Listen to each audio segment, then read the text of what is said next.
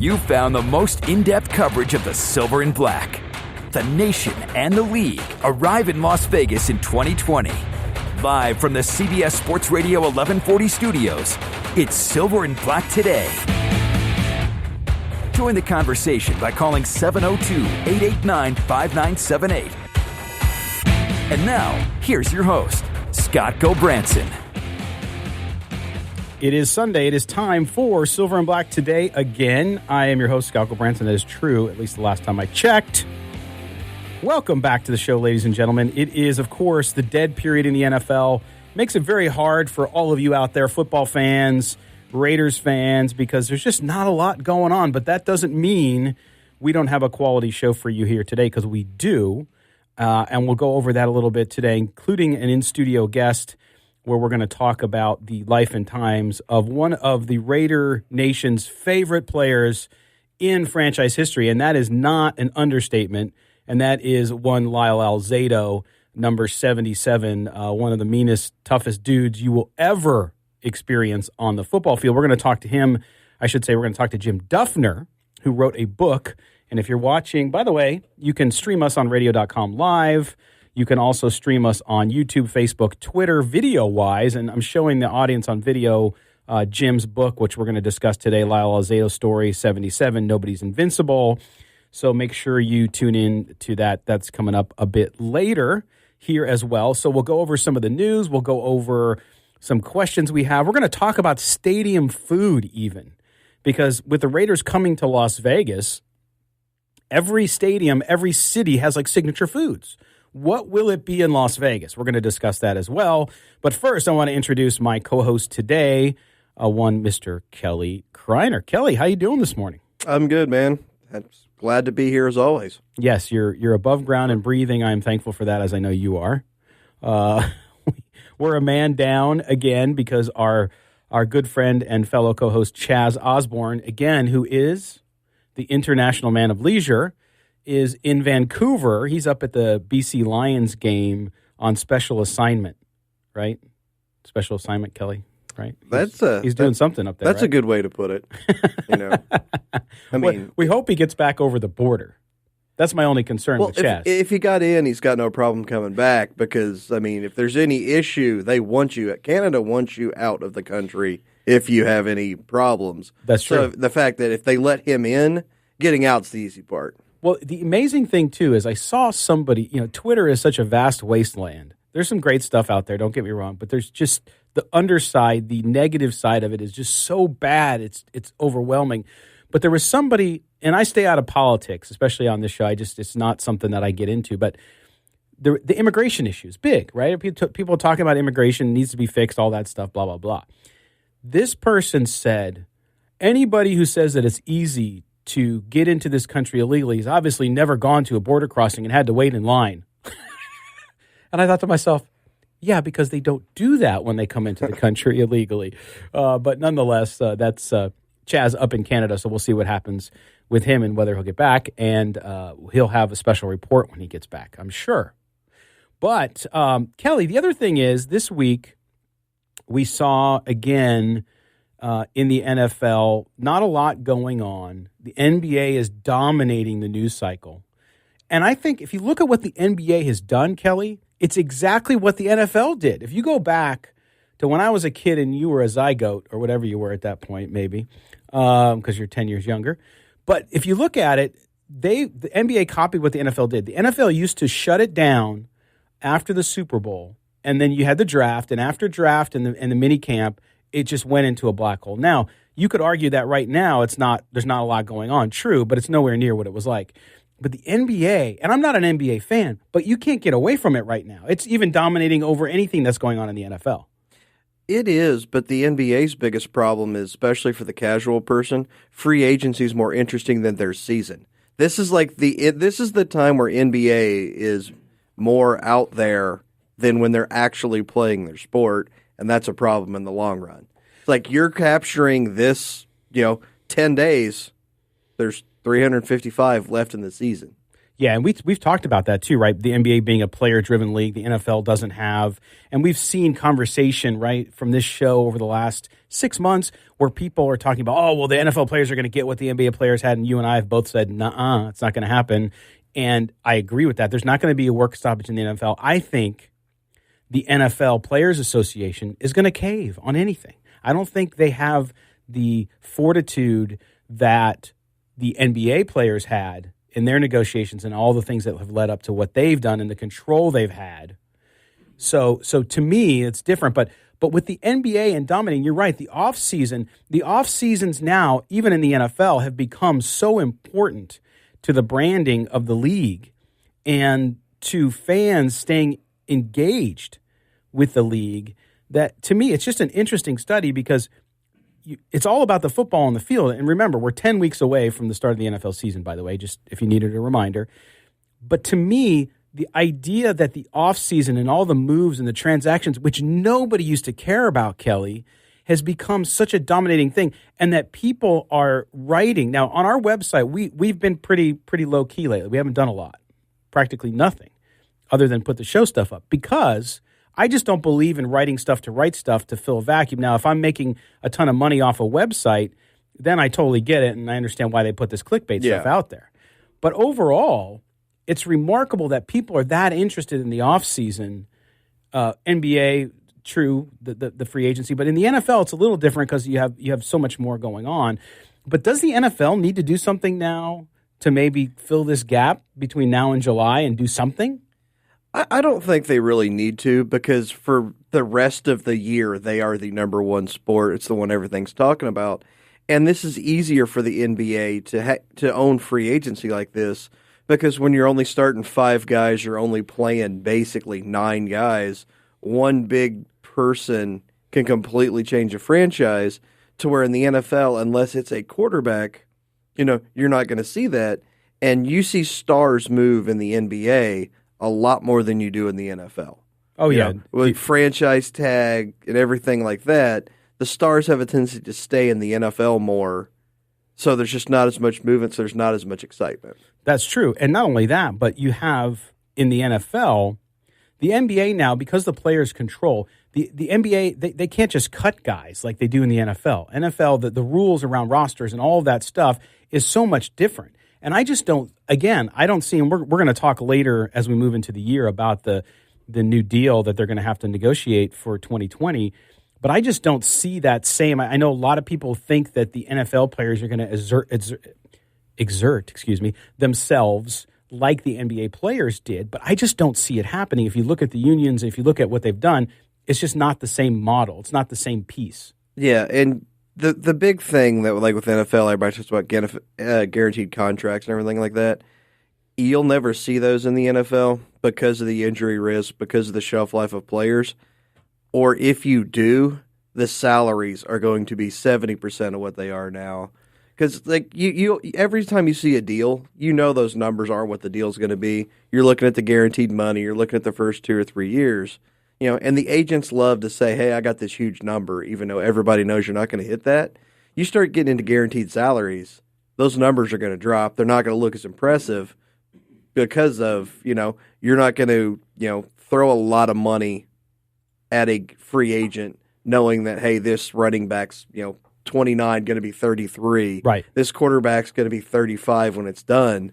If you're guaranteeing that money, you're going to see a lot less money thrown around. Well, and I think too with the NFL, like you said, this dead period between the end of June and the end of July when camp officially starts, July 23rd for rookies, 25th for vets, is to the game. I mean, you have guys getting hurt. You need time off. Like, it doesn't matter what sport it is, you need time off. But at the same point and juncture in the NBA, you have summer league. That's younger developmental league. If the NFL had a developmental league during the summer, they could fill that. That's clearly not going to happen. But to me, that's the other piece here, is that because of the brutalness of the sports, the physicality of the sport, you kind of have to shut it down a little bit. And it's not a bad thing. And it allows teams, too, coming off camp to evaluate and figure out what they're going to do with some players and whatnot. But it'll be interesting to see how these – because the NBA is coming on strong with fans. It's not ever, I don't think, going to catch the NFL. It surpassed baseball. And right now, if you're not a baseball fan, it's a terrible time until the Summer League starts. The NBA Summer League, by the way, Las Vegas, its sports renaissance continues. First 2 days sold out 17,500 at the Thomas and Mack Center for the NBA Summer League kickoff, the 2 first games. That event, and on Saturday, Sports Beat, hosted by Tony Cordasco in this slot on Saturdays, he had a gentleman from the league on yesterday and just talking about how it's grown. It's amazing what the NBA is. I don't watch the NBA. It still doesn't appeal to me. But you have to give them credit, Kelly, for what the league has done and for emulating and doing what the NFL has done. Yeah. Well, obviously Summer League was going to sell out. You've got the best player in the draft, R.J. Barrett, going to be out here. So, I mean, he is going to he's finally going to be the guy to transform that Knicks organization. Jaw's going to be on the bench. Yeah. It's confirmed he'll be So, on the bench. well, and we'll find out as that goes along. But the NFL still is king, and unless they do something to completely boff that, it's not going to change very much, in my view. As I hit my head on my mic stand, that's very interesting. But that'll be fun to watch this summer as they do it. We're just against our first break here in a few seconds. When we come back, we're going to talk a little bit about the news for the week, as well as some Raiders events in the community. Great thing they did this week. AEG going to manage the stadium. And also a story, Bleacher Report, about the Raiders already thinking about another quarterback when they move to Las Vegas. I just don't get the Carr hate. I don't get all this conjecture. Talking about 2021 and it's 2019. It's June. It's June. It's You're right. June. It's June. All right. When we come back, we'll talk about all of those things. You're listening to the Silver and Black today here on CBS Sports Radio 1140. We'll be right back.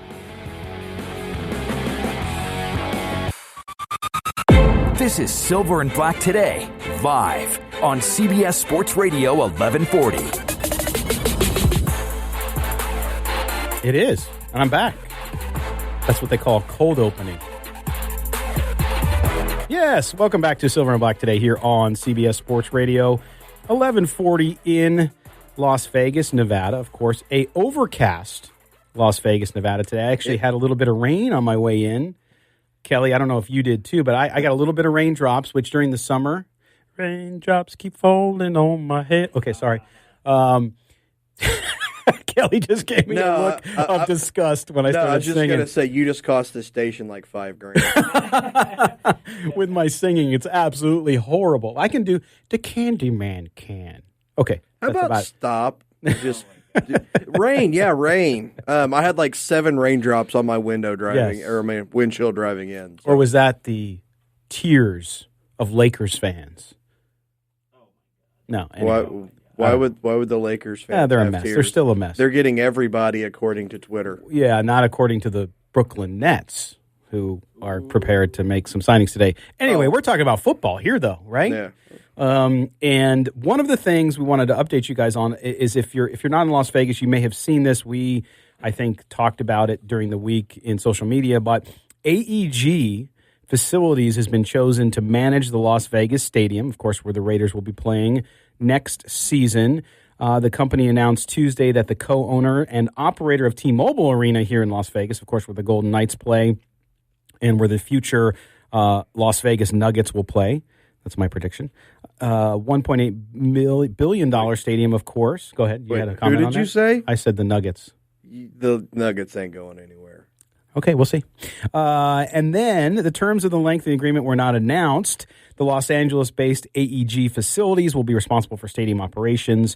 That begins with providing pre-opening functions, the overseeing of the hiring, training of the venue's full-time staff, planning, executing the stadium's grand opening schedule, events and activities, and AEG will manage key departments such as guest services, event operations, booking, that's a big one, security, and I don't mean booking like jail, I mean booking like in acts and events, security, ticketing, finance, and human resources. So not a surprise, Kelly, that AEG, who already has a big involvement here in Las Vegas, they manage the Coliseum over at Caesars, and now will be, and of course, T-Mobile. This is a big deal, Kelly, because now having AEG on board, plus the one thing I want to say, and a lot of Raider fans already know this, but the Raiders, as far as NFL organizations go, one of the smaller ones. They've always been smaller, really truly a family kind of business. So they rather outsource some of these functions. And in this case, with Las Vegas being such a destination city and that stadium needing other events besides football, UNLV and the Raiders, this makes so much sense because AEG is going to get all those acts. We saw Paul McCartney here the last couple nights at T-Mobile. Those big concerts are a reason why AEG is such a great selection too. Yeah, I mean, you hear about that all the time, but if you look at how many concerts are actually in stadiums and stuff, it's not a ton. But, I mean, even if you have, say, one a month or 10 a year or whatever, it is just added revenue stream. That's not, I mean, it's basically free money that you're looking at because you are planning everything around this football stadium just to be the football stadium. Whatever, anything else you can bring in, you bring it in. And like you said, with the relationship AEG has all around town, this was kind of a no-brainer. It's like they've, they're the ones in town that can pull this off because we've seen it on a, like you mentioned, the Coliseum. As someone who works, at the Caesars property, that thing just prints money. It doesn't matter what they throw in there; they find a way to fill it. Yeah, Guns N' Roses coming in November. Unlike Paul McCartney, where they were giving away free tickets. Were they the other really? day. Wow, I did not hear that. I actually wanted to go see. I have not seen him, but I know he's 77 years old, but apparently did really well. And Steven Tyler came on stage and did Helter Skelter, which is one of my favorite Beatles tunes. So that would have been kind of cool to see. But no, that makes all the sense in the world. The one thing with the stadium, the Raiders' main tenant, of course, you're talking 10 games a year, not counting playoffs. You're talking UNLV 6 games a year. So outside of that, people, how are you going to fill this? Not counting a bowl game. I got in an argument with Tony Cordesco about that yesterday because I still don't think they're going to make a bowl game. But anyway, the point is, gee, that was an argument. Yeah, believe it or not, some alumni can't let go. But I think that there's other things too besides concerts. There's political conventions. There's conventions. I was going to say, right? There's several conventions that Vegas couldn't hold because they don't have a venue big enough for like opening ceremonies and things like that. And like the American Heart Association thing is one of them because I think you needed a 50,000 seat venue or something for their massive, Yeah. So I mean, there are definitely going to be other things that you can use now. Sure. Plus, you got all the weird random stuff like back in Indianapolis, you can get married like in the stadium on the field, like stuff like that. This is Vegas. You can get married in a drive-through, so you're going to have people that are going to want to do just random stuff like that. Just basically you're letting somebody in an hour, letting them. I mean, it's whatever you can get. You're going to find a way to squeeze every nickel out of that stadium. No, there's no doubt about that. And I think too, of course, we heard about the Raiders and the not very secret acquisition eventually of Bally High and how they're going to turn that into parking and how they might do a wedding chapel there. We talked about that out a couple weeks ago on the show. And so there's going to be all sorts of ancillary things happening around the stadium. And you're right about those conventions that can't fit in there. And then there's other events too that you can do in larger venues. Doesn't mean you have to use all the seating. It's just the size and scope of being able to pull things in there, whether it's equipment, whether it's car shows, all kinds of deals. So AEG being involved with that is a good thing for everybody involved, and we'll see how that all works out. Now, the other thing we wanted to talk about as we talk about the stadium is about food. We're gonna bring this through this segment and into after the break. Is around signature foods. Now, when I say Philadelphia, what food do you think of? Pizza. Such a smart ass. Cheesesteak. Okay. There's good pizza. There's good pizza everywhere. No, yeah, it's obviously what I'm saying. It's cheesesteak, but if you talk to people that are or live in Philly and stuff, they'll tell you about the pork sandwich out there. Oh, pork, yeah. That because they don't want to. It's like they don't want to say cheesesteaks. It's that's what everybody. So there's a pork. I can't remember actually what it's called. But I had a friend of mine that lived in Philly for 3 years, and he swore it was better than the cheesesteak. Well, and you talk about Pittsburgh, Primanti's Brothers Sandwiches. Yeah, screw that place. You talk about about Chicago. You talk about the hot dogs and pizza. You talk about Italian beef sandwich. So there's all these signature foods, right? Yeah. And so I asked on Twitter, our listeners and Raider Nation out there about foods that they really like and feel like were representative of Oakland. So, like, what food do you get when you're in Oakland? What is the one thing the signature food at the Coliseum. And then, of course, about Los Angeles, too, Kelly, because the Raiders were in L.A. Was there something during that time that people remember? The overwhelming thing I heard about was hot dogs outside the stadium, not inside the stadium, in Oakland, bacon-wrapped, jalapeno, all kinds of things. So I think they're coming from inside. One guy said Round Table Pizza. I guess they sell Round Table Pizza inside the Coliseum. And I actually love Round Table pepperoni pizza is my favorite pepperoni pizza. But anyway, so there was that. In L.A., it was something. Also, macaroni and cheese in the Stadium Club in Oakland is supposed to be the bomb. So again, so you think about that. So clearly in Oakland, it's hot dogs. It's extreme hot dogs, bacon-wrapped hot dogs sold from vendors, served at the amazing tailgates you see in Oakland. So what would be Las Vegas's, right? What would be, or what should be, I may ask, the signature foods that you'll find in the new stadium and around the stadium? What is it about Las Vegas? We're such an eclectic market.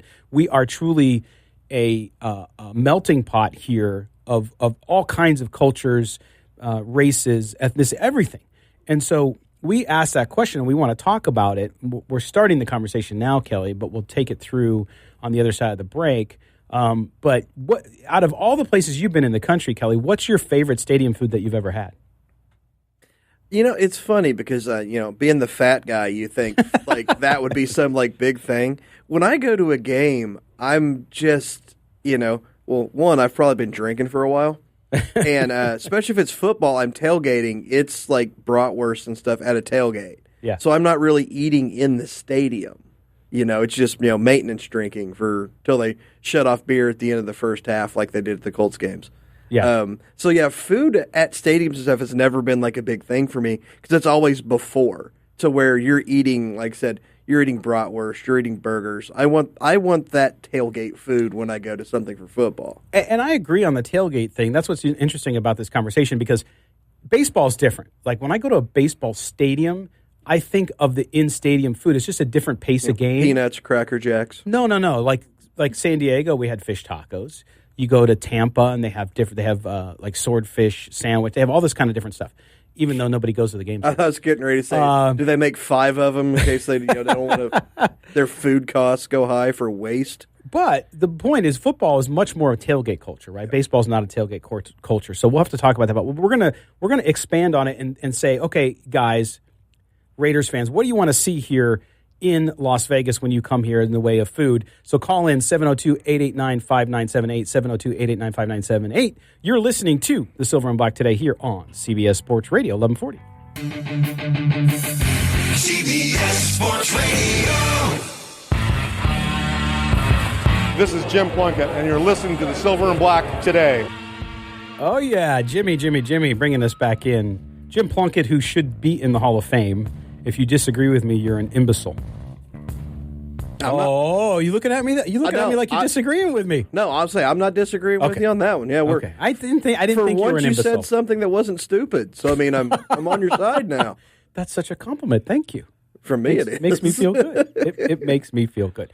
All right, we are back talking. We're talking about stadium food. Listen, it is June, almost July. Tomorrow is July 1st.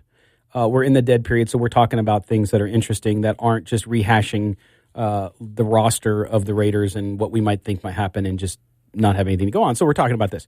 All right, so food at the new Las Vegas Stadium. We talked about the hot dogs in Oakland. In L.A., the same thing.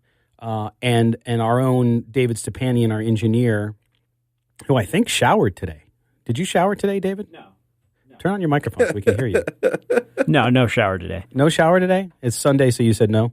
Yeah, this is pretty early. Okay. Well, David works hard back there, but you were talking about the hot dogs in L.A. too. Same vendor, you think? Yeah, I really believe so. It's I grew up in L.A., so Tijuana Dogs is the company, but they taste pretty much exactly the same as they're both bacon wrapped hot dogs. The carts look exactly the same. They both hang out around stadiums in Oakland and L.A. So I'm convinced that it's the same operation, the same brains behind the operation in both L.A. and Oakland. So are you saying that all hot dog vendors look the same? No, I'm just saying these particular two taste the Although same. I will tell you, I grew up going to Tijuana and getting roadside hot dogs, little mini hot dogs wrapped in bacon. They could be some other animal, I don't know, but they were good. And we got to switch camera angles here because David just went off camera. He's not used to being on camera. We go back to the beauty that is Kelly and Scott. But anyway, yeah, so the hot dog. We're professionals. The hot dog. So in Las Vegas, so if we look at Las Vegas, and I host a show over on KXNT called Beyond the Build where we talk about growth in Las Vegas. It's a new show. And the demographics in Las Vegas are changing. The fastest growing demographic, not surprisingly, Kelly, if you just walk around here, is Asian American Pacific Islander in Las Vegas. So if you think about the food, to me, if we're going to have a signature food here in Las Vegas, then it's got to be something Asian flared.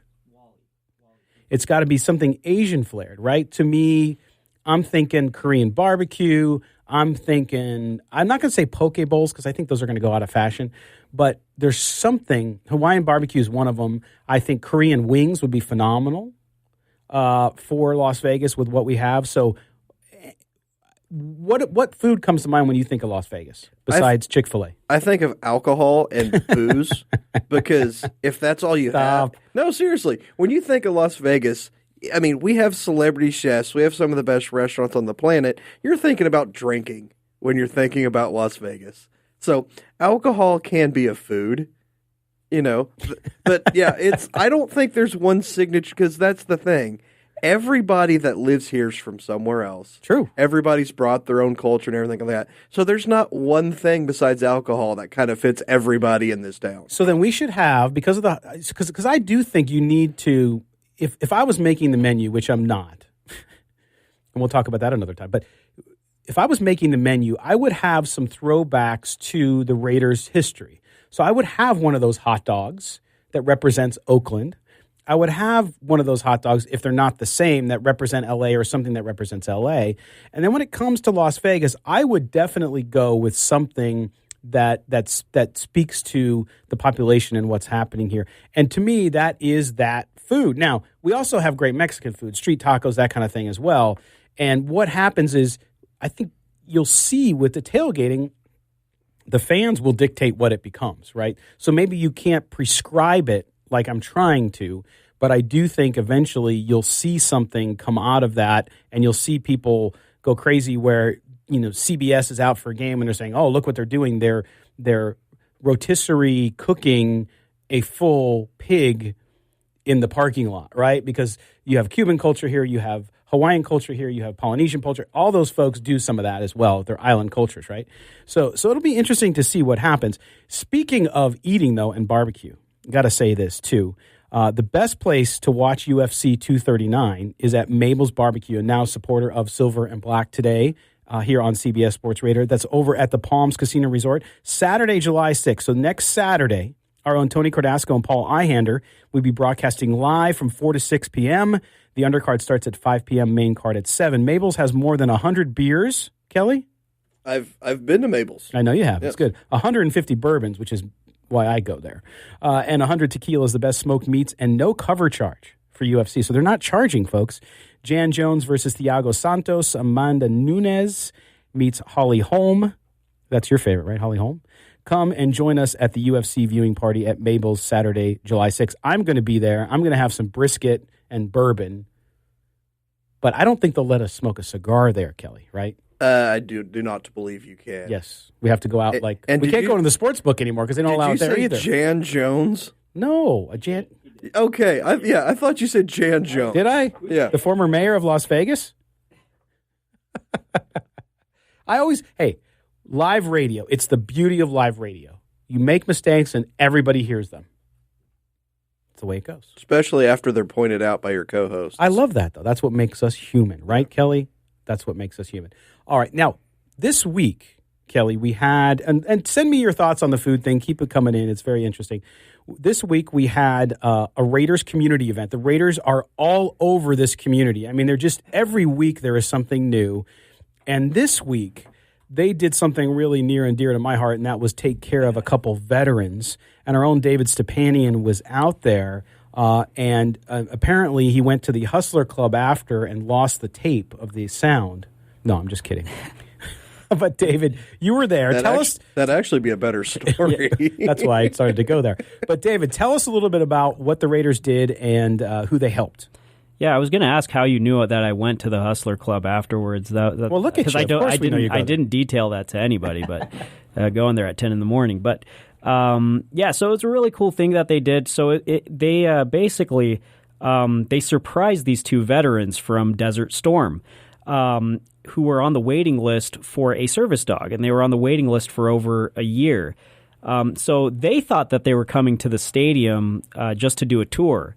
So when they brought them from the stadium onto where the construction workers stretch every morning, they saw that they were giving them two service dogs, and they got really excited. So the Raiders teamed up with the Klein Veterans Fund to do this, and so two veterans got two service dogs. Yeah, and just the surprise and the look on their face, they were very excited. And I didn't know that getting service dogs was such a exciting ordeal, or you had to be on a waiting list. I didn't know that, so it was really eye-opening for me as well. So it's a very cool thing for the Raiders to continue doing for the Las Vegas community. No doubt about it. And to see the smile on their faces, and because of the PTSD issues and all that stuff, those service dogs, and for some of their disabilities, those service dogs mean so much. They're a companion. They help them, and just an amazing thing. Another amazing thing the Raiders have done. And, Kelly, when we talk about football, we're going to always be honest on the show. We're going to be fair, but we're going to criticize the Raiders when they don't play well. When they make a move we think is questionable, we're not afraid to say it. But when it comes to these things that they're doing in the community, how can you not be a fan of what they're doing to help folks in Las Vegas, and this time it was veterans. Yeah, and the Raiders have always been really community active. It's not just like they're trying to get goodwill coming here to Las Vegas. This isn't like some ploy. It's like, oh yeah, we're leaving one city, we're trying to get into the good graces of the new one. This is something that the organization's done for years. It has, and not only that, but they're if you talk to, whenever you're out and you're talking to former players, because the alumni here are at all of these events. They're so active in what's going on. That's what they say. When I signed as a rookie with the Raiders, or when I came over to the Raiders as a free agent, one of the first things that we were told was, you will be active in the community. You will do good with us. It is our responsibility to do good in our community, whether it be Oakland, whether it be Los Angeles, and now Las Vegas. And oh, by the way, they're still going to be active in Oakland. From everything we've heard, they still do things in Los Angeles. So it's amazing that the three cities they will have called home, they're still active in that. They don't have to do that. So it's very good for those people who were not in favor of the funding of the stadium and whatnot. This is, again, another reason to show you that they do things outside of just sell tickets, of sell merchandise, and so on. So very good. And David, thanks, man, for being out there and for telling us about it, because we worry about you. We want to make sure you're out doing some good, and you actually were working. It was good. You're basically making me go out to make sure I'm still alive. Right? That's why you're emailing me every week. Hey, can you go? That's right. You still out That's there, right. buddy? Could you please do this? Yeah. But yes. Thank you for your concern. No, but thank you for going out there. All right, we're up against another break. When we come back, we're going to talk about Raiders MVP. What are the odds that Antonio Brown or Derek Carr win the award? We'll get your view on that. We'll talk to Wally on the phone. Don't go anywhere. You're listening to Silver and Black Today here on CBS Sports Radio 1140. The only way to take Silver and Black Today with you is with a radio.com app. Download it today and search CBS Sports Radio 1140 in Las Vegas and listen to us anytime, anywhere. Oh, yeah. Welcome back. Sunday. Silver and Black Today here on CBS Sports Radio 1140. We're going to close out this first hour with a little MVP talk, and then at the top of the hour, the interview you don't want to miss, and that's with Jim Duffner, author of the book, The Lyle Alzado Story, 77, Nobody's Invincible. We're going to talk about one of the Raider fan favorites of all time, Lyle Alzado. Just amazing, and make sure you do that. Also, want to remind you, today's show brought to you by our sponsor, the Local 872, the Laborers Union, the men and women building the Las Vegas Stadium, as well as Resorts World and everything else, pretty much anything being built in Las Vegas, you can bet our friends at the Laborers Local 872 is involved. Okay, Kelly, now we want to talk about odds. We're not a betting show, but when you look at odds around the MVP award for the 2019 season, it's Derek Carr and Antonio Brown, both 100-1 odds, Kelly, against them. And Kelly, you've moved over a chair. You're getting closer to me. I'm a little concerned with that. You're the one that told me to, so I don't want to hear it. I mean, well, yeah, we need room for our guests, but nonetheless, this wasn't my choice. Yeah, and just remember, I'm married. Okay. He gives me the look. I love it. It still shocks me to this day somebody settled for you. Yeah, 23 years, man. Wow. 23 years. God bless her. She's a okay, saint. So here's the deal, Kelly. 100-1, Derek Carr, Antonio Brown, which is really interesting to me because I think for one of them to win that award, the other one has to be so significant in it that it's almost sort of like counterproductive to cancel each other out. Right? Yeah, they really do. And I don't think either one of them are going to put up those stats because I think the offense... Oh, you're such a naysayer. Well, no. I just think the offense is going to be built around spreading the ball around, running the ball a lot. So it's going to, I think Ty Williams is going to have a lot of catches. You're going to see them force feed Brown some, but it's not going to be the main point of the offense. And you're just going to see somebody that's going to have a Mahomes type year, like Mahomes last year, Drew Brees, to where the Raider offense giving the ball to several, spreading everything around is going to keep it from that spotlight being on the one person, which is kind of what you need to win an MVP award. Yeah, and to me, I still do not get all of the negative towards Derek Carr. We have another story written by Steve Rivera over at NFL Spin Zone this week about how the Raiders already need to start to looking at 2021 and replacing their quarterback. It's like, whoa, put the brakes on a little bit. I know Trevor Lawrence will be the number one pick that year, and he's going to be a superstar in the NFL. Unless there's an injury or something crazy, the kid is really, really good. But I just don't get it, and I think that Derek Carr will have a big year because he will have those weapons. A lot of people point to the fact that, well, we're not sure who the tight end is going to be. Well, okay, fine, I get it. But with all the other weapons you have, I think he's going to have a big year. And will he be an MVP? Look, an MVP-type year, it's not something that you can prescribe. It happens. A lot of things have to go your way. They have a very difficult schedule, so that can get in the way as well. If you're playing from behind versus if you're playing ahead, it's a whole different game when you're playing from behind because of that schedule. So I don't know. And Antonio Brown, wide receiver, winning the MVP. When's the last time? I don't know either. Yeah, I should have looked it up. Yeah, look.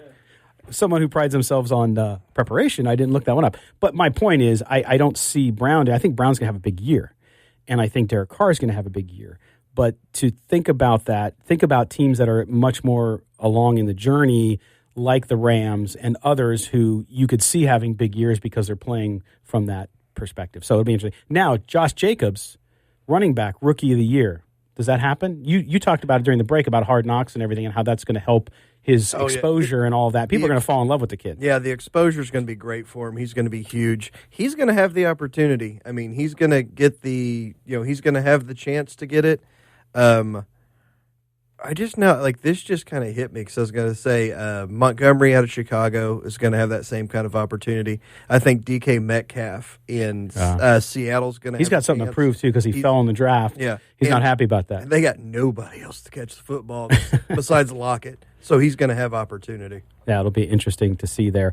But I don't know. I think that if you look at that combination of Brown and Carr and Jacobs, you have the opportunity to have a really special year. At the same time, it's just the NFL, not because of the parity and all that, but you just don't know how things are going to unfold. Injury, 2 key injuries, and your whole season changes. 1 key injury changes, and your whole thing changes. Yeah. So it'll be interesting to see. All right. Time to take a break yet? No. We got a couple minutes. You want to grab Wally? Oh, Wally. Yeah, Wally. We'll get you before we close. Our all-star caller, Wally's on the phone. You want to talk about stadium food, my man. What do you got? Hey, anybody that's really worth their salt and knows anything about Vegas knows there's 4 things about food. Shrimp cocktail. $6.99 prime rib buffet. Oh, yeah. 99-cent shrimp cocktail. Then you go down to Slots of Fun and you get the 99-cent Heineken and the 99-cent foot-long chili dog. Oh, yeah. And you know what? That's the list. Wally, when I was at UNLV as a student, I used to go to Slots. When I turned 21, I would go to Slots of Fun, and then it was 50-cent Heinekens and 50-cent hot dogs. And I lived there, man, because it was cheap. I could buy food. And 50-cent Heinekens, when you're a college student and you're drinking Natural Light, you think, "Ooh, Heineken, 50 cents." It was good stuff. But, yeah, no, I agree with you on some of those things. Those are hard to serve at a stadium, though, aren't they? Well, if you're in the stadium club and you paid $50,000 for your seats, your PSL, I should say, then I see that. But I like the shrimp cocktail thing. That's come up a lot with people. Yeah. All right, well, are you keeping cool out there, man? What's that? Are you keeping cool out there?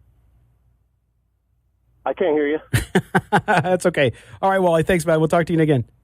Have a good day. You too, buddy. Bye. See you, Wally. All right, so there's Wally. Yeah, the shrimp cocktail, like when you were talking about, that's the first thing that kind of popped into my head because you think of that, and like you said, the cheap buffet and all that stuff. Those days are gone, though, man. It's no longer Vegas isn't known for that. You can still find them. Well, yeah, you can. The other thing, though, is Vegas, with the California influence, the younger side of folks, and even people who are aging who are keeping in good shape, is the desire to have more healthy food, even when you go to a football game. Like, we're getting ready to open these coffee shops, and we're deciding, like, what keto-related stuff do we offer, right? So, like, egg bites and things like that to keep you in shape. So I wonder, too, if there's some of that, because I think there'll be a demand for it. They're leaving California. They're not worried about that. No, but they're leaving California, but they're bringing their lifestyle with them, just like I did. It's a football stadium. It is a football stadium. If you want that stuff, go watch soccer. Oh, boy. Soccer. Yes, soccer.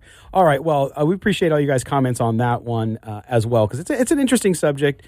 The MVP talk, we'll get more into that next week as well, as we have some more guests. Next week as well, we're going to talk a little bit about NFL films and how it helped shape the brand that is the Raiders, right? So Autumn Wind, written by the Sables, all that stuff. Would the Raider mystique be what it is without NFL films? We're going to talk to an author of a book he wrote about the entirety of NFL films and its impact on the NFL and its impact on sports media in general, because it really did change the game for everything. But first, when we come back after the top of the hour news update, sports update, we're going to be joined by Jim Duffner. He's the author of the Lyle Alzado story, 77, Nobody's Invincible. Great friend of Lyle's. I've been looking forward to this and talking to Jim. It's a great, great book and full of great stories, both the great side of Lyle and then, of course, some of the difficulties he had over the course of his life. But we're going to welcome Jim. Stay where you are. You found the most in-depth coverage of the Silver and Black. The nation and the league arrive in Las Vegas in 2020. Live from the CBS Sports Radio 1140 studios, it's Silver and Black Today. Join the conversation by calling 702-889-5978. And now, here's your host, Scott Gobranson.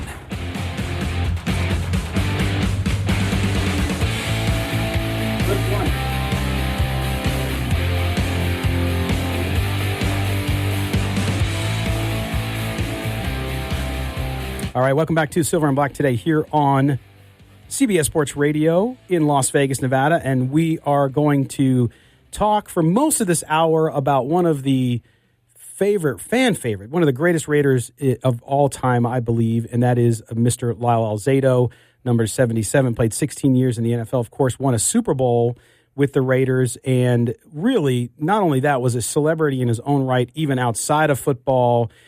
And we're going to now bring in our good friend, Jim Duffner, who wrote a book about his friendship with Lyle Alzado and about Lyle's life.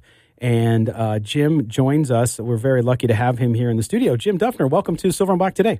Thanks for having me on. I appreciate it, Scott. Awesome. Well, I have to tell you, I reading this book, and I'm going to hold it up for the folks watching on video. Jim's book is fantastic. If you get a chance, go over to Amazon and order it. The Lyle Alzado story, 77, Nobody's Invincible. It is the quintessential page turner. You do not, once you sit down and read it, you don't want to put it down.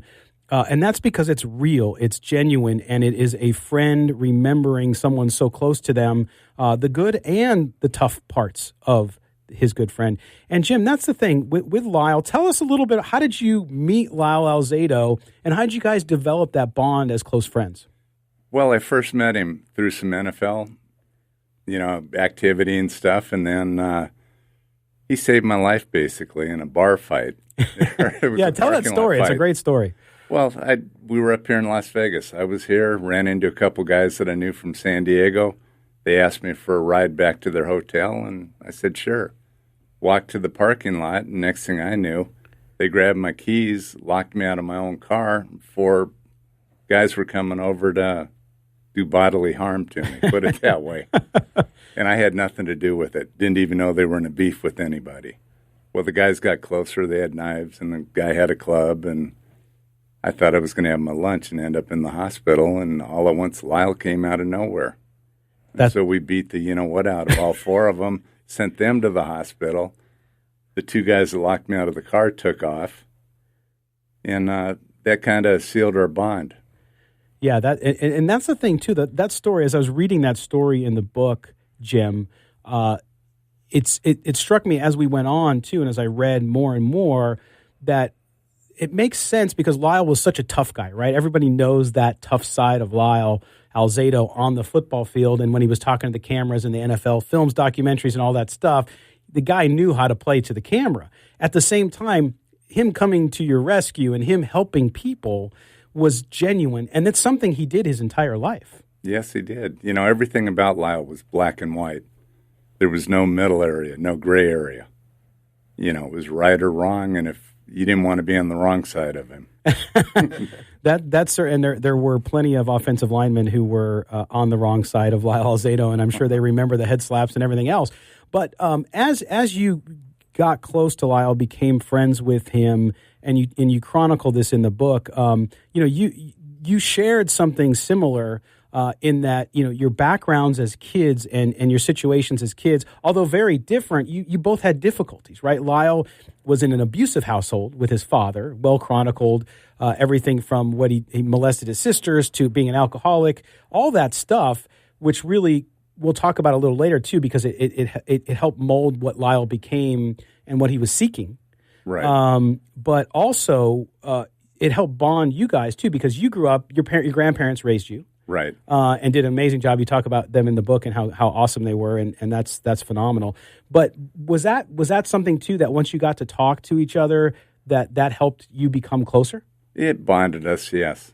I mean, I grew up fighting down at the beaches of San Diego, and he grew up in the mean streets of the Bronx, Brooklyn. Yeah, and that's the thing too. You talked about some of those stories, and he would joke around, and you talk about he would say, "Well, yeah, I used to have to do some things for some bad guys, i.e., organized crime." It sounded like, and you kind of laughed it off a little bit, and he kind of said, "No, I'm not kidding, right?" It was real. Yeah, it's real. He was an arm breaker for the mob. Yeah, and that set a course. But at the same time, when you're starting to get to know Lyle Alzado and where he's at in his life, Jim, what did you know immediately about him besides the fact that he was a good guy? He was loyal. Obviously, loyalty meant so much to him.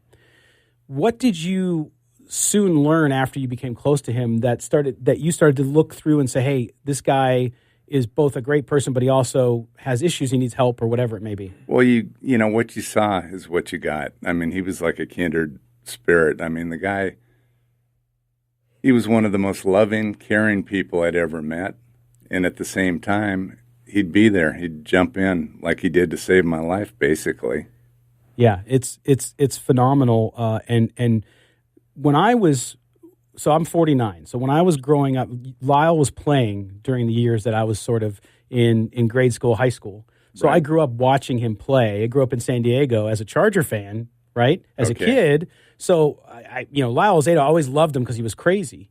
But at the same time, I was a Charger fan, so you rooted against the Raiders, which is funny because now I'm hosting a Raider show. But it's interesting because that time, I don't think younger Raiders fans too, Jim, understand, and you know this, and you chronicle it in your book, just being around him and traveling with him and all that, is just how famous he was and how beloved he was. Talk about his devotion to the fans. Well, first of all, when he passed away, he was the 5th most recognizable person in the world.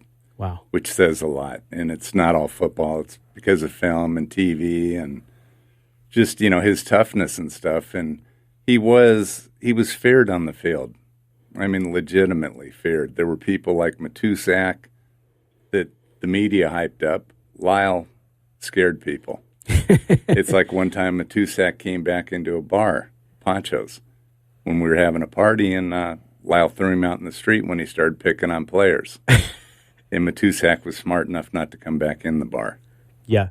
It's interesting that time, and we're watching some film here on the video of Lyle and about some of the stories in your book. With that fierceness, the parts of the book that I really enjoyed too, Jim, were the parts where you were just sitting with Lyle at home, right? You guys lived together several different times in different areas and different places, and the banter that you guys had, the conversation. When you had that conversation, what did you learn about Lyle the person that people wouldn't really know because of the big persona? Well, he was real. He really was, and he cared about kids, and he just he was a great guy. I mean, I don't know what else to say. He really was. He was bigger than life. We'd walk into places and every head would turn because, I mean, I don't care who was in there. He just had an aura about him, and everybody would turn to look at him. Yeah. He was never too, he was genuine. He was never too busy to talk to a fan or to sign an autograph. And yet, if you wanted to fight, he was ready to fight. Well, and to me, too, the other thing was you chronicle so well the lifestyle that you guys had. And I'm talking about the training piece of it. There was other stuff, too, we'll talk about. That's a little more fun. But the lifestyle with Lyle and his absolute devotion to staying in shape. Here's a guy who didn't drink, he didn't smoke, and didn't eat poorly either. You guys were on a regimen, the steps, right? Running the steps. Talk about running the steps. Every morning, rain or shine, we'd be down there at 6 o'clock in the morning. He'd drag me out of bed. We'd go down, we'd run the stairs.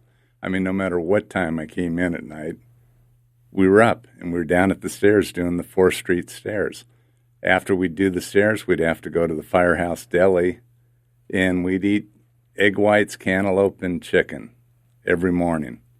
Then we'd go to the gym and we'd lift. And it just, Lyle, he made me eat healthy. I was around him. He wouldn't let me eat anything bad.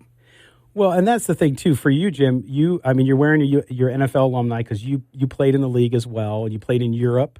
Mm-hmm. For you, as a football player, how was that being with a guy who was so focused, who had reached that level that he had reached through hard work, by the way? I mean, you look at Lyle's childhood, we talked about the abuse, the home, and the issues there, but then going to Yankton College, small college in South Dakota, right? And being a 4th-round draft pick, the first ever out of that school, because nobody wanted to give him a shot. What did you learn from him as you started to develop this lifelong, which would be a lifelong bond with him? What did you learn from him for you as a football player? Well, I mean, he had a drive that I've never seen before. He was so driven. And he would just, it was incredible. I mean, guys like Rod Martin, who played behind him, said he was the best defensive end he'd ever seen play. And that's saying something coming from Rod. And, Rod said Lyle never won anything but 110%. He goes, I never saw him slack off once. He was just full speed ahead. No matter how hurt, no matter how bloody, anything, he'd get back on the field and he'd play. Yeah. Not like the players of today. I hate to say that, but it's the truth. Well, no, and it is, there is a big difference between the players of today and then, and we're going to talk about that and explore it because I think not only will we get into, of course, some of the things that Lyle felt led to his demise, including the steroids, but also just the sheer force and desire to want to win and to do the best that you can to help your team. That's changed a little bit. I mean, it's a different league. There's a lot more money. I mean, Lyle talked about it, $18,000 he made his first year when he was with the Denver Broncos in 1971. All that stuff is fascinating, and I think that it helps understand his personality and how he was different and how today's players are different. But we're going to step aside, and Jim, when we come back, we'll talk more about Lyle Alzado and, of course, Jim's amazing new book, The Lyle Alzado Story 77, Nobody's Invincible. So don't go anywhere. We're sitting with Jim Duffner talking about Lyle Alzado here on the Silver and Black today on CBS Sports Radio 1140.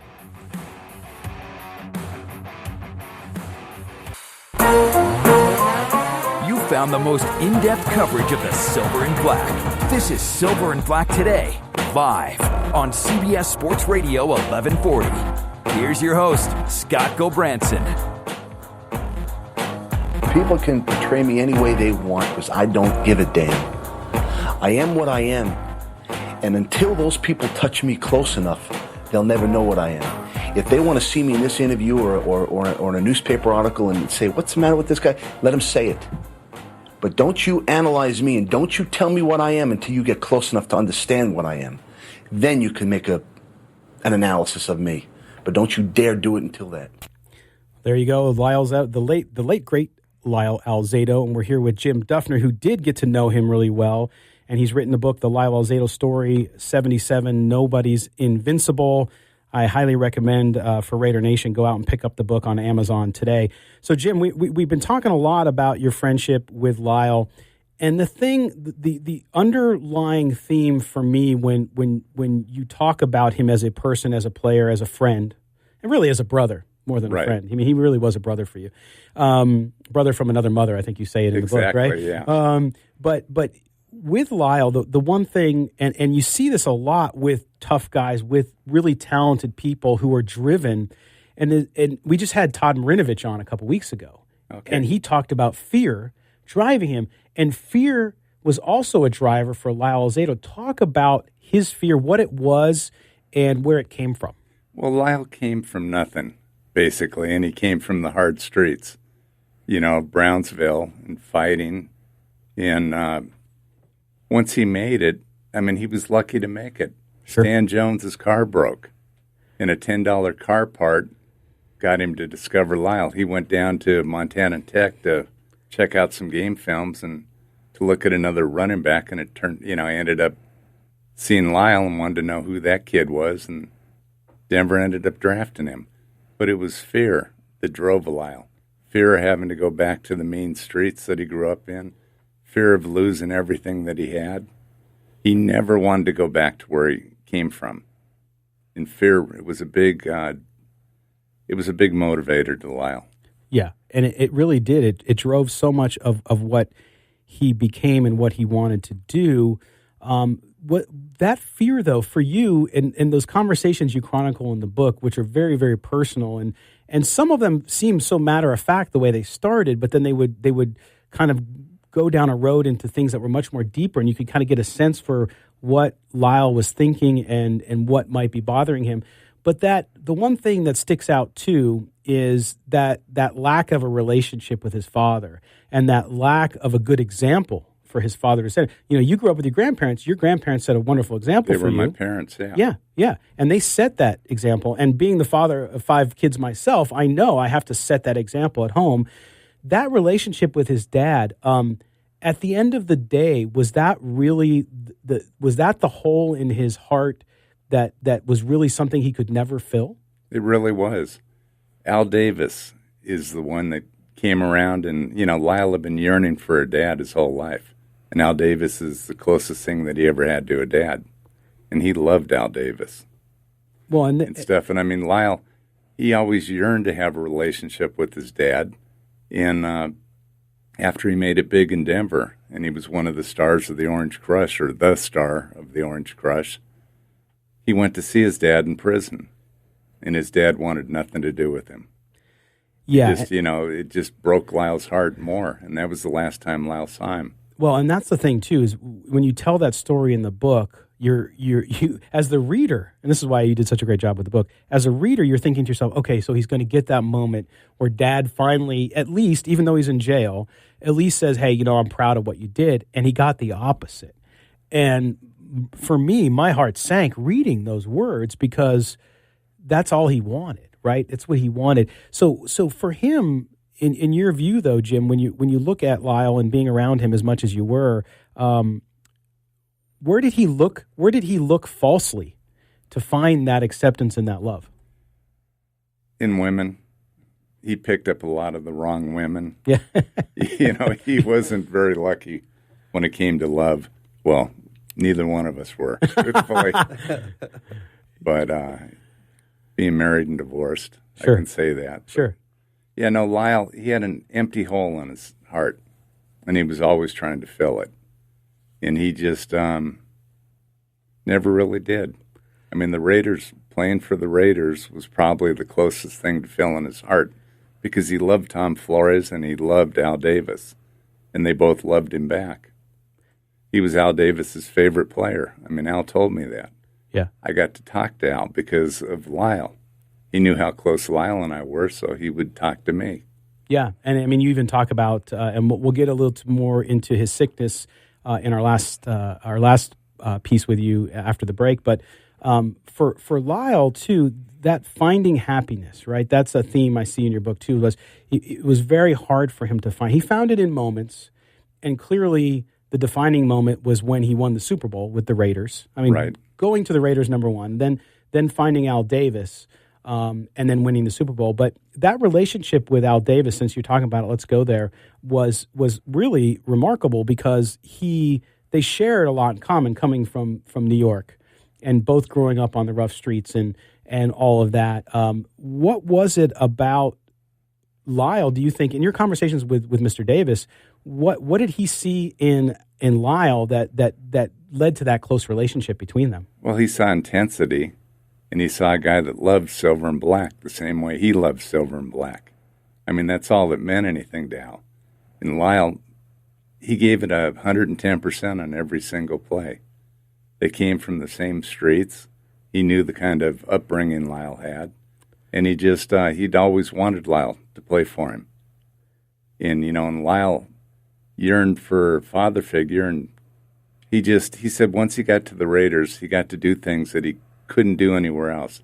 He goes, that was football. That's the way his whole career should have been. But they just kind of turned him loose. Well, and that's what he said over and over, and you say in your book too, is that he really was meant to be a Raider. I mean, Lyle was that anti-hero, right? He was the epitome of a Raider. Right, he was. Raider. He really was.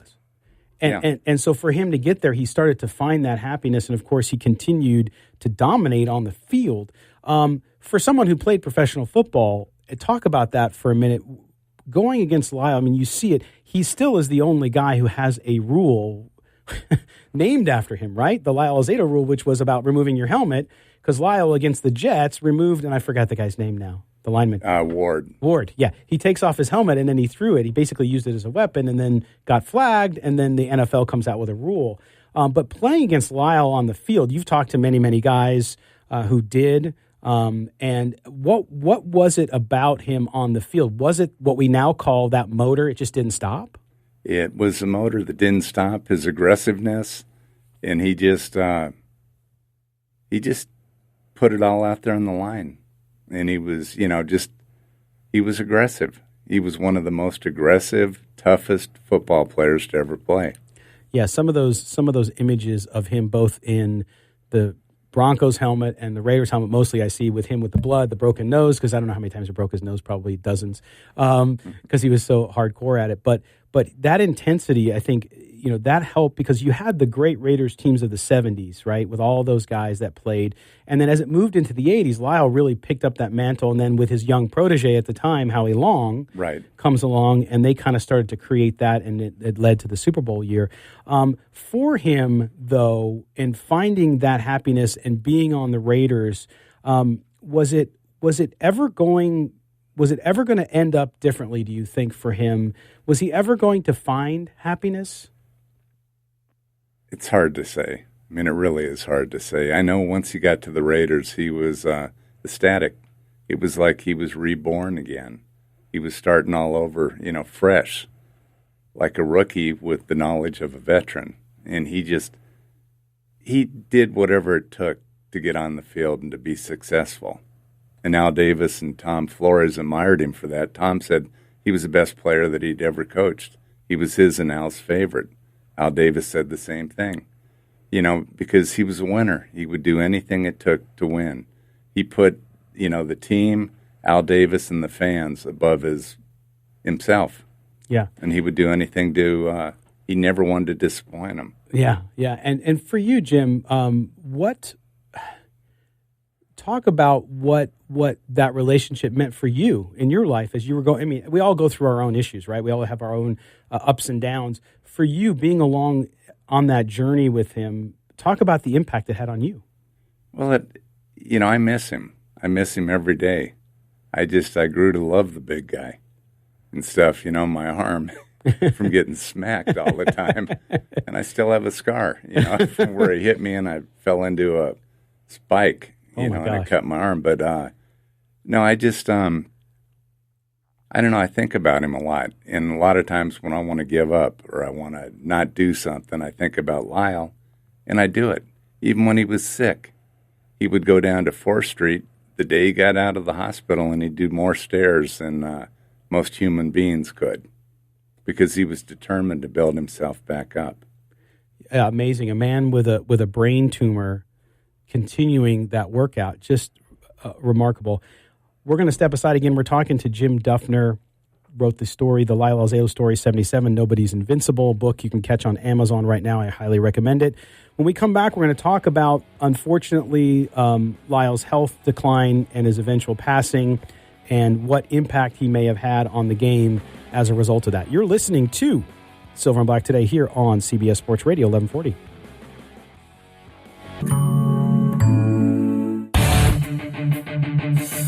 CBS Sports Radio.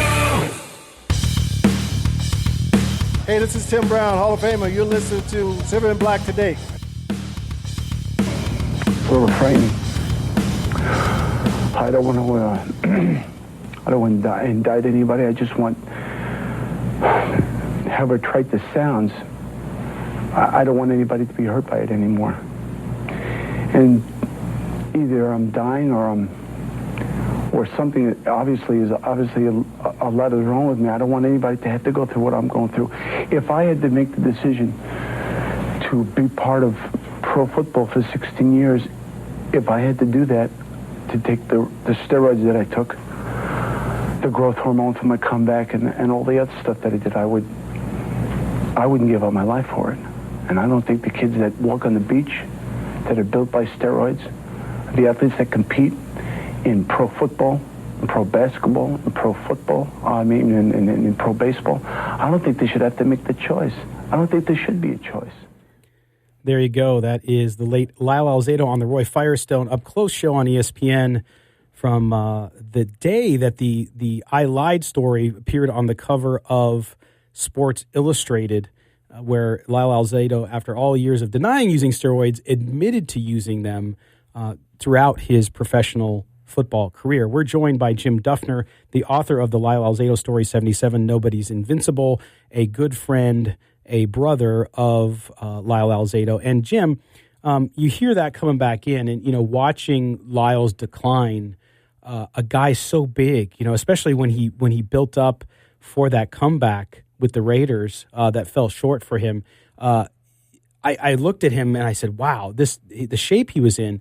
But clearly, the years of steroid use and then coming into using human growth hormone, which we were talking about in the break, how did he at any time think about what if that could be harming him at all? Did he have any thoughts like that?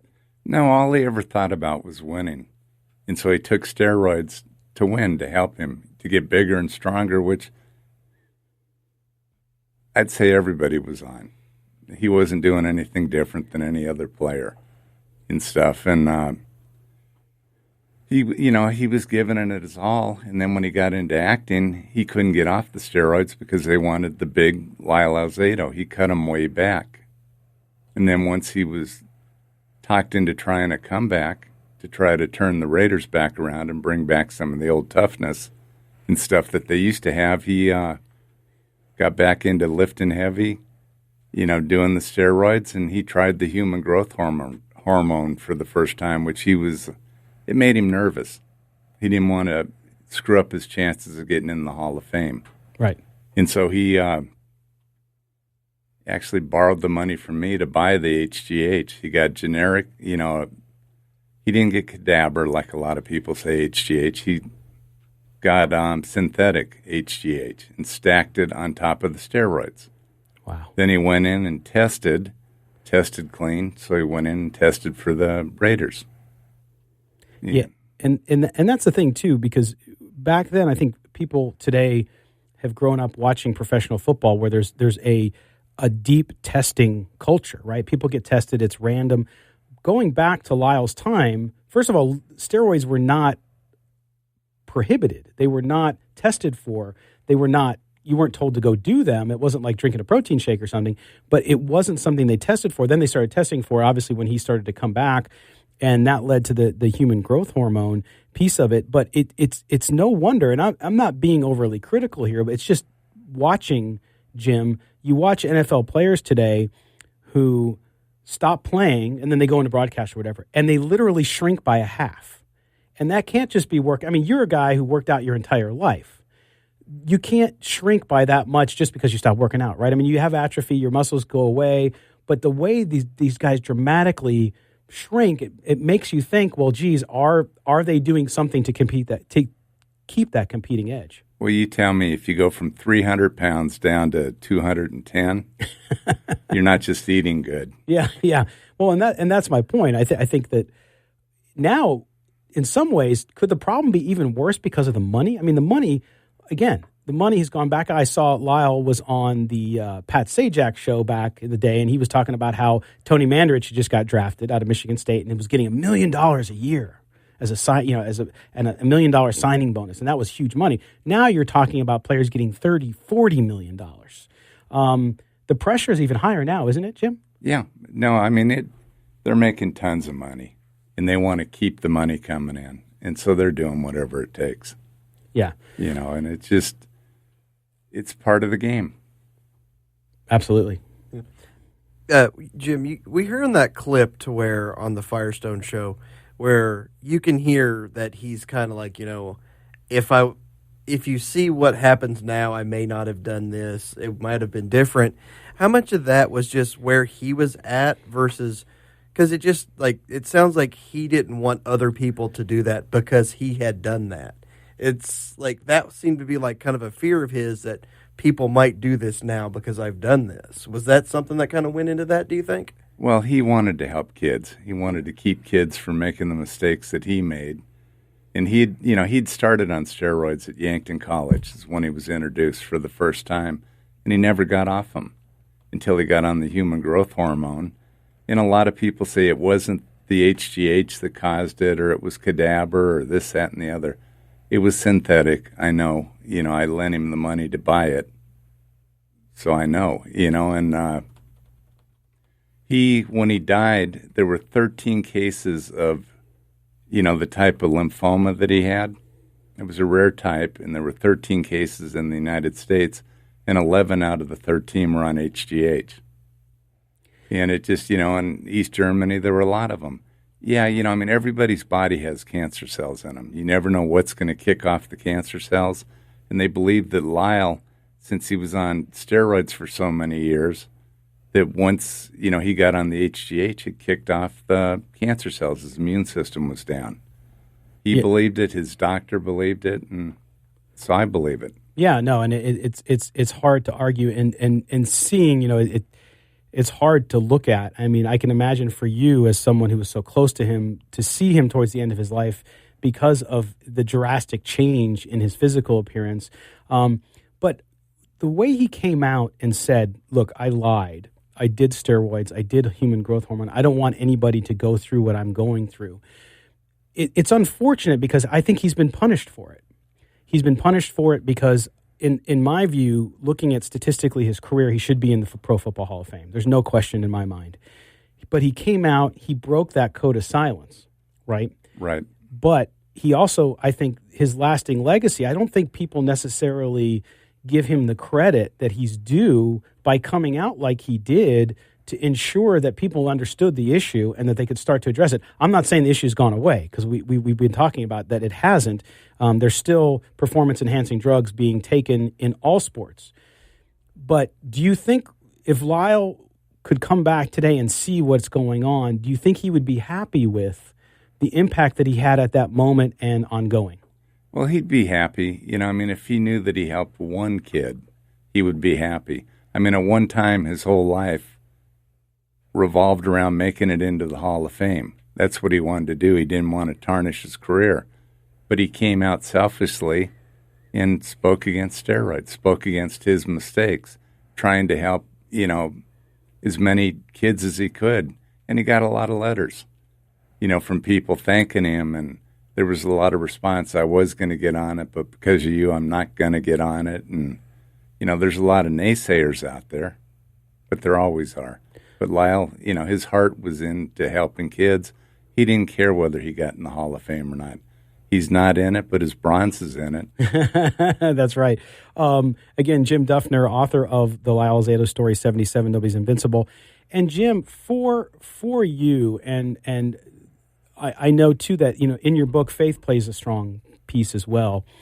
Towards, Lyle was not a religious person, but towards the end of his life, did he find some meaning for him that went beyond just this plane and where he's at? Did he find some of that inner peace that you want to see people maybe gain a little bit before their time is up? Yeah, he did. He accepted the Lord into his heart. And after that, it changed his whole persona. And that's when he came out wanting to help kids and wanting to keep them from making the mistake. I mean, he always wanted to help kids, and he always was helping kids. He did more for children's organizations and things than anybody I know. But at the end, he didn't care at all about himself. It was more about helping people. Yeah, and I know the touching stories you have, of course, the photos of Lyle and his son, Justin, also are in there as well. And, terrible. As a father, the worst thing I can think of is leaving my kids before they're grown up and all that stuff. And I know for him, too, that was a big issue. And he loved his son very, very much. As you look back at this, too, and this journey you're on, this book, you talk about it, that this was something you promised your friend that you would do if he didn't make it, correct? Yeah, I did. I promised him I'd do it, and his wife at the time, after Lyle passed, supposedly had a book deal and had a film project coming out, and so I put it on the back burner and forgot about it. And then out of the blue, it just started weighing heavy on my mind. Yeah. And it was like Lyle was bugging me to get going and stuff. And I mean, he's getting you on the stairs again. Yeah, to get me on the stairs. And it just, I did some praying about it because I really wasn't sure what I was going to do, and how I was going to write it. I'm not a writer, and so I did some praying about it. And then, please give me a sign if I'm supposed to, do this endeavor and write this book.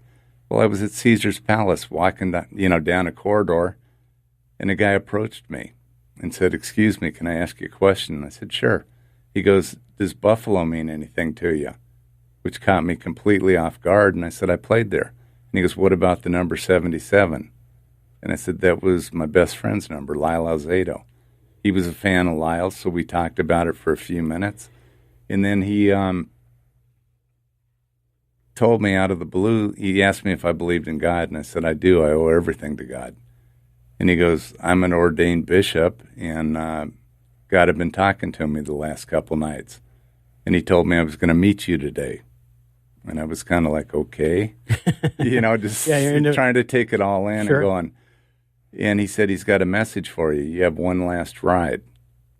And, then he handed me his business card and took off for the airport. And I was sort of in shock, trying to figure it all out and just wowed by it. Did some more praying that night. The next day, I was at Outback Steakhouse waiting for, gave Outback a plug, which but anyway, okay. That's all right. I was waiting for my aunt to park her car. In the book, I said a friend, but it was my aunt parking her car. And a guy walked by me and with a cane, and he stopped and he goes, "Is that real?" He was referring to my hat. I had a Players Association hat on. And I said, "Yes, it is." And he goes, "My old college roommate gave me one just like it when he was playing for the Broncos." And I said, "Lyle?" And he goes, "Yeah." He was stunned that I knew. Crazy. I was stunned because he was just traveling through Las Vegas. He was hungry, saw the restaurant, pulled over. He was on his way to see Lyle's first wife down in Long Beach. And I kind of went, wow. A few days later, I'm at the Jewelers of Las Vegas. Sure. And I started talking to some lady who was having a diamond bracelet done. And she was in a conversation. Then all at once she got a weird look on her face. And she said, "I I don't know why, but I've got the strongest urge to tell you you've got one last ride. And when she said that, it blew me away, but I knew in my heart, well, I got to start writing this. Wow. And that's what got me to write the book. Just a remarkable story. And again, I invite people to go pick it up. Lyle Alzado story 77. Nobody's invincible. Again, Jim, you did a great job honoring your friend and really helping us get to know him better. Because I think that's the thing for those of us that weren't older then, of age. For me, I was a teenager. I didn't get to know him very much, and I think today we lose so much of the human value of people because of the way the media is, and so it's very good that we were able to do that. Can you imagine, before we let you go, and we appreciate you coming in and loved having you here, what would Lyle think about the Raiders coming to Las Vegas? You guys spent a lot of good times here at the Shark Club, which is an old haunt of mine too. What would he say about the Raiders being in Las Vegas? He'd probably love it. He'd probably want to come back and play again. Try a second comeback, knowing Lyle. Oh, well, in closing, too, and again, thank you for coming in and for doing such a great book. Thank you. What, if people had to know one thing about Lyle again, and I know you've mentioned a lot of the things before, but if they want to leave this conversation and remember your friend, what one thing do you want them to remember most about Lyle? They'll remember the football, but what is it off the field that you'd want them to know?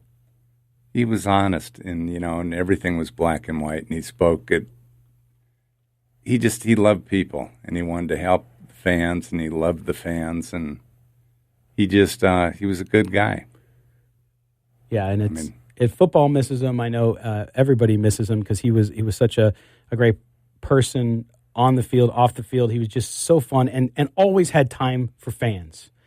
You talked about him being the fifth most recognizable in the world at the time of him getting sick and passing away, but he always made time for people. Yeah, and that's remarkable. There were numerous times we'd be sitting in a restaurant and somebody would walk by, want an autograph, and he'd invite them to sit down, have dinner with us, and then pick up the check. It was Lyle. He'd give anything to anybody. That's awesome. Well, yeah. Jim, thank you again for coming in and for talking about Lyle with us today. Okay, thanks for having me, and I appreciate it. All right, and we're going to step aside real quick. We come back, and we'll close out the show. You have been listening to The Silver and Black today here on CBS Sports Radio, 1140 AM. Don't go anywhere.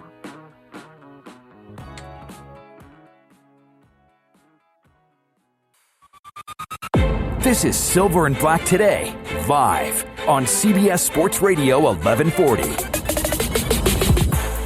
Welcome back to Silver and Black Today here on CBS Sports Radio 1140. Thanks again to Jim Duffner, the Lyle Alzado story 77.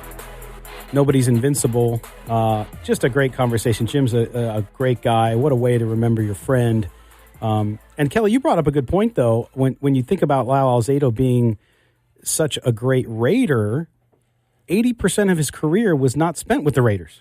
Yeah, it's nobody remembers the Cleveland or really Bronco years. I mean, it's like I remember the Bronco years only because of the Orange Crush and the Cowboy, and they got crushed. Well, but that's the thing. You know the name Orange Crush, but you don't associate Lyle. I mean, like I said, when you think of Lyle Alzado, it is as a Raider. That just shows the impact you can have to where you've got a career that long and 3 years defines kind of a career that long. Yeah, no, I agree. And it's a remarkable story. And like I said to Jim when he was here in the studio, in a time when not a lot of people have loyalty or show loyalty, here's a guy who has kept loyalty even though his friend has been gone for a while and came around to write his book. Jim just beat cancer himself. So for him, to do this is a big deal. And so we appreciate that. And I can't believe it. We're out of time. We didn't even get to Kelly's Corner. Said save Ted Ginn for next week. No, Ted Ginn, shut up. I'll just leave it at that. That's it. All right.